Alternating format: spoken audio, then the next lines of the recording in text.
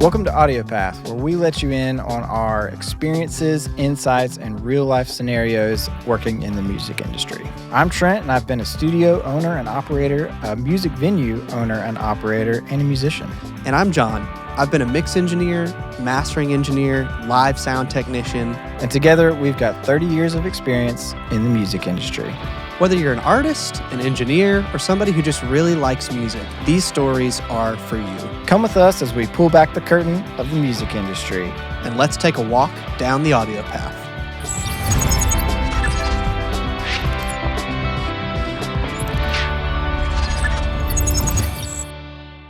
Welcome back to another episode of Audio Path Podcast. I'm John. This is Trent. Hello. Hello. We're here.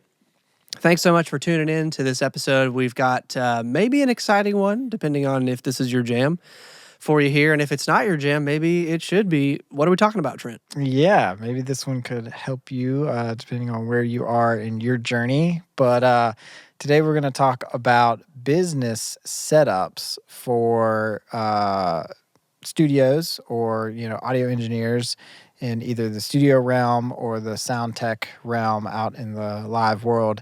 And we're going to touch on musicians as well, because I feel like we might as well. And there's probably a good bit of musicians hopefully listening to the podcast. And there's some different things you can do to set up that as well. But what does that mean? So so you're in this field and you're working and you're getting paid and you're doing jobs or gigs or whatever. Well, at a certain point, it changes from being a hobby to being an actual business, right? Mm-hmm.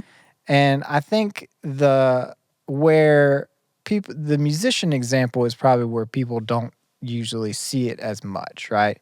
Just playing music with my buddies, things are going great. Yeah, we do get paid, but we just split up the money at the end of the night and we do it again, right? Mm-hmm. Well, you could be doing it in a little more organized way if you wanted to. Right?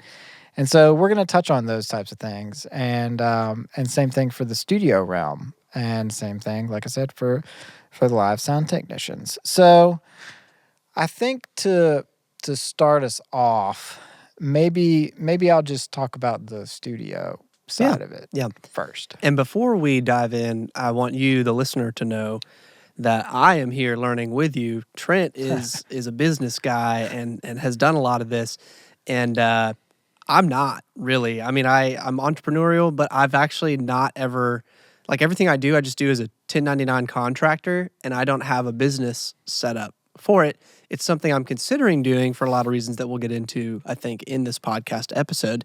And so that's kind of where this episode came from. We were like, okay, I haven't done this. Trent, you know a lot about this. Mm-hmm. Let's just make this an educational episode for me, selfishly.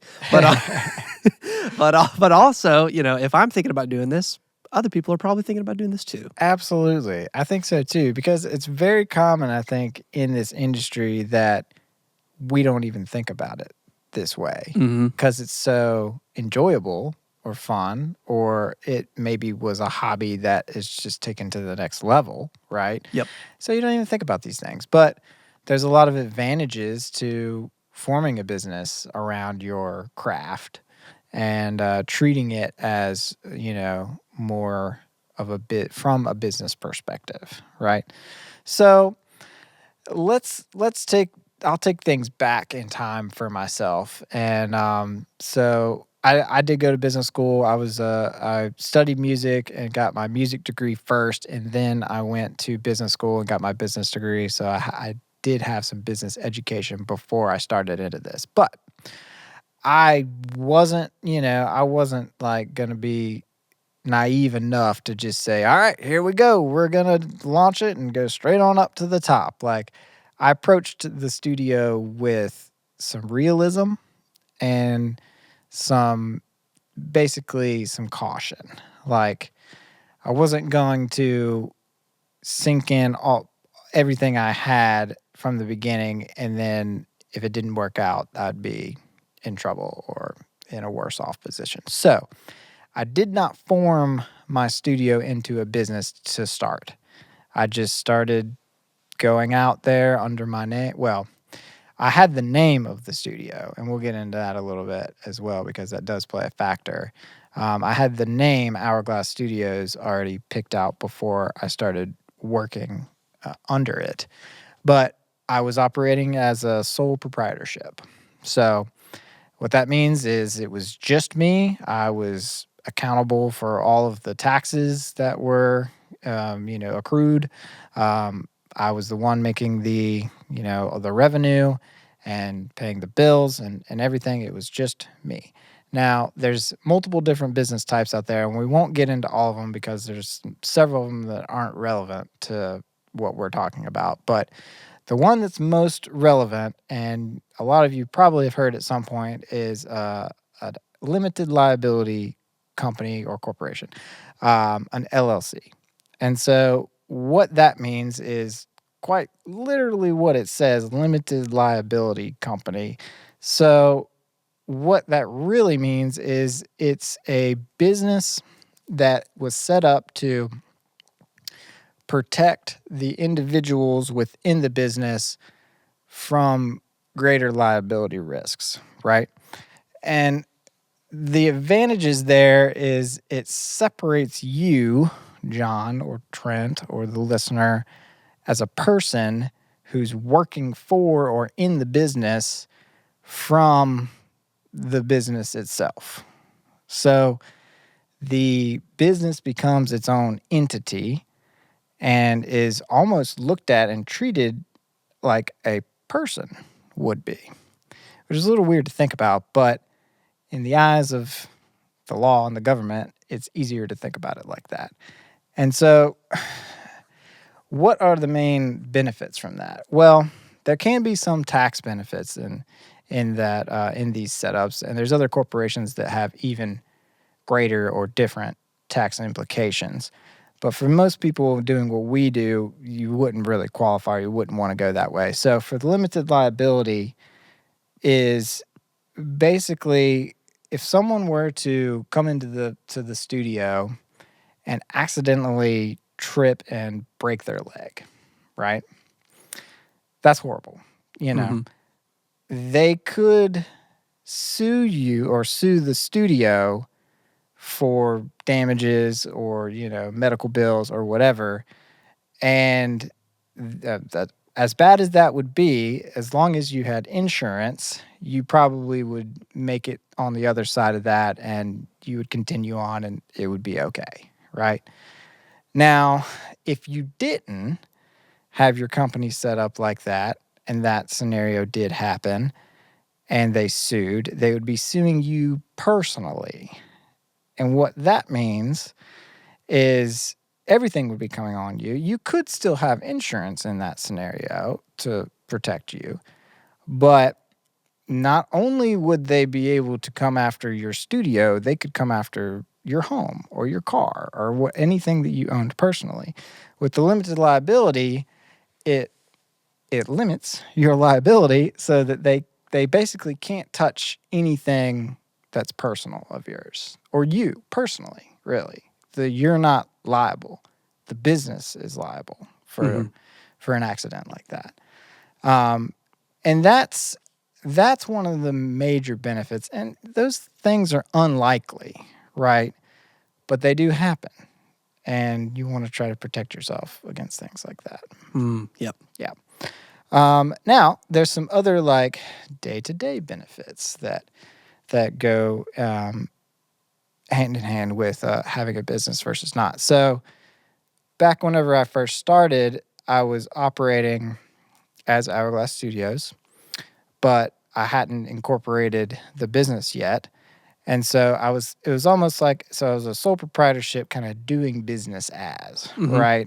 You might have heard that DBA kind of thing. And so what that meant, and this is like a weird caveat, and it can be avoided, but it's really annoying. So this is why I'm going to mention it as as a definite pro for starting a business is whenever someone would show a little age here, but it still happens, write me a check, then if they wrote the check to Hourglass Studios, I couldn't cash it because I didn't actually have Hourglass Studios as a business. It was me. It had to have my name on it. Right. So I would have to go back to them, get them to meet me somewhere else, come back to the studio, whatever, to rewrite me the check for the work that I had done, which was just a big pain, you know? Mm. And so that's one benefit when if they wrote my name on it or they wrote Hourglass Studios' name on it, if I had the business in my name, I could cash it either way. Mm-hmm. There's no downfall on that. So that's a definite plus for sure. Yeah, so let's see. What eventually I did incorporate the studio for some of those same reasons, and I just wanted to legitimize the business. It also meant that, you know, well, trademark and stuff like that is a slightly different thing, but it helped like professionalize my studio setup by having it as a legitimate business, Nice. which was good. So, For sure. For sure. yeah. So would you recommend to our listeners, and I mean to me personally, Mhm. starting an LLC? I don't have like an actual studio space. I rarely have people come to my studio and record, but it sounds like there could be some advantages. There could be. So, yes, I would recommend it for a couple of reasons. The previous story that I just, laid out right there is a benefit. If you, of course, it gives you that liability protection, which is nice. Further legitimizes yourself. If you, let's say you have a home studio scenario, and I think that there might be ways around this even if you don't have a business set up, but I think it's a little more cumbersome. And if with the business, it's a little more straightforward. You can write off the square footage of your home studio on your taxes. Mm. So it's like a home office, but your business operates out of there, and so it could be a tax write off. Gotcha. So right then and there, that's like extra savings every year. Mm-hmm. That's pretty sweet. Yeah, it's not a bad thing. Cool, man. Yeah. Okay. So that can be helpful for home studio folks out there. I mean, the liability is probably the thing that is most important because a bad scenario can ruin everything, right? Otherwise, it's just little things like that just make it a little bit better or just a little more professional. That's nice to have, Yeah. right? Yeah. Yeah. So let's take it to the musician side of things for Yeah. a second. And we can come back to studio. We're going to touch on the sound tech thing as well. But let's jump over to the musician and look at it from a different way. So this one's easy that, like I was saying at the beginning of the conversation, where you're just getting together with your buddies, you're having a good time, you start playing gigs, maybe you start getting paid a little bit. Everyone takes their money and they kind of go their separate ways and they come back and they do it again, kind of thing, right? There's nothing wrong with that. And for some people that might work out great, but there's some advantages of potentially turning it into a business as well. So you can incorporate your band to basically be formed as the entity that shares the taxes for the group. And so there's a couple of different, it's the same process as far as like the LLC goes. And this is very easy, by the way, to do. To form an LLC is not too complicated. You can do it on your own, but I would recommend contacting a local attorney in your area and just asking them to do it for you to make sure that it gets done the right way. It's not super expensive. At most it might cost you $1,000, but it's worth it if you're going to be doing this for a long time. So getting it going is not that hard. There is an annual report that you have to file with your state, but that's also very easy. And there is a little ongoing expense. I think it's about, at least in North Carolina, it's like $200 a year to keep it going. So there are factors to like, where are you in your journey with that, or when does it make sense to do that? Because there is some expense, right? Mm-hmm. But anyway, having your band in like a setup, organized, like professional fashion has its benefits. You, of course, can now open a bank account for the band that you have under the band's name with a new business.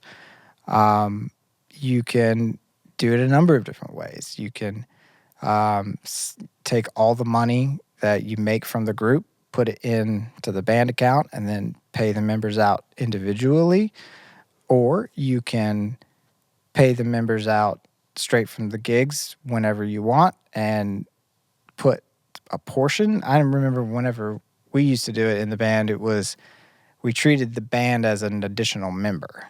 So the band, so if it was a 4-piece band, it got cut 5 ways, and we put that extra fifth in the bank for everybody, and we tried to use that for studio time or merchandise most often, and just anything expenses the band ever need. If you need to eventually get a trailer, you save up and the band buys it and stuff like that.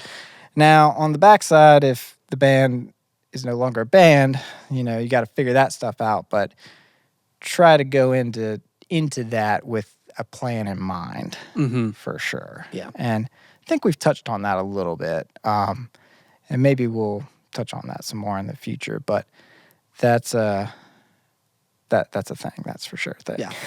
So in that setup, that's really interesting. In that setup, would it be the kind of situation where each band member is a contractor for the band, or no? Do you know off the top of your head? Off the top of my head, I don't know 100% if that's the case, but I think not. Okay. I think the band as an entity is the contracted party. Gotcha. Pretty much. Okay. Because I also know from the venue side of things, when we reach that threshold of payment for a band for a year, we 1099 the band. Okay. And they're the band's company. That makes sense. Yeah. So the individual members don't have to deal with that. It's just the band as a whole, which is a big benefit, honestly. Cool. Yeah, that's a huge benefit. Yeah. That's nice. Yeah. Can save some time for sure. Yeah. Keeps it organized. Yep. Yeah. Cool. So it like if there's more people involved, it makes more sense. If you're just going at it on your own, I don't want to call it a coin toss because I would recommend it every time, but it may not necessarily be the right fit for everybody. You can easily operate yourself as a sole proprietorship and be just fine. In fact, John, that's kind of what you're doing right now, but you're considering making the switch. Why don't we talk about that for a little bit? Yeah, let's do it. So yeah, I have been freelancing full time as an audio engineer and doing all this videography stuff as well. In addition to mastering and producing music for people and mixing on occasion and all of this, I'm right at a year of doing it. When I was just kind of doing it as a side hustle, it didn't really make a lot of sense to me. I thought to go through what I considered the hassle of starting an LLC and all of this. But I've since learned, after I started researching pretty recently, that it's very easy. And I love the benefit of the limited liability, like what you're talking about. Yeah. In addition to that, I'm starting to reach a point in my career where bigger companies who want to hire me won't hire me if I don't have a certificate of insurance. Yeah. Or COI, and that insurance typically, to get better rates with the insurance, and in some cases to even get a policy, you have to be some kind of a business. Yep. So I've reached a point where I'm like, okay, it's time to do this.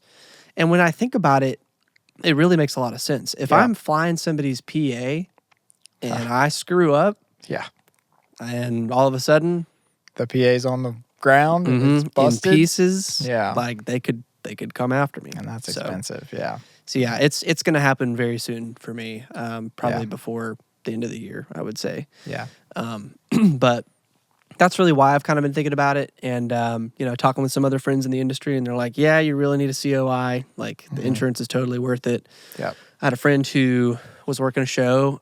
He does rigging, and he was flying a monitor, like a big TV, and mistakes happen, yeah. and he accidentally dropped it. hmm You know, Yep. and he had insurance. They So, they covered it. and actually, that company he was working for was really cool. They're like, "Don't worry about it. This stuff happens. Like our insurance will Their take the blame," insurance covered it. Well, that's good. which was great. That's But nice. if But that well, hadn't been the case, Yeah. his insurance would have kicked in and taken care of that. Totally. Yeah, I'm glad you brought insurance up. I mean, that's definitely a major factor on that, and that can help out a lot. And think about it from a band or a musician's like standpoint. If all of your band gear is in the trailer on tour, and an accident happens, and the trailer unhitches and does whatever, some flips or something, and all the gear is broken, that's Yeah. not good.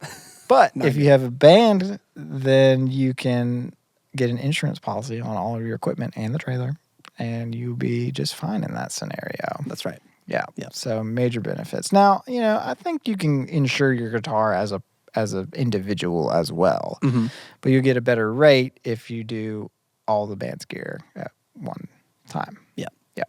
For sure. Mm-hmm. So yeah, very interesting stuff, Trent. Very interesting stuff. Yeah. Yeah, I'm convinced. All right.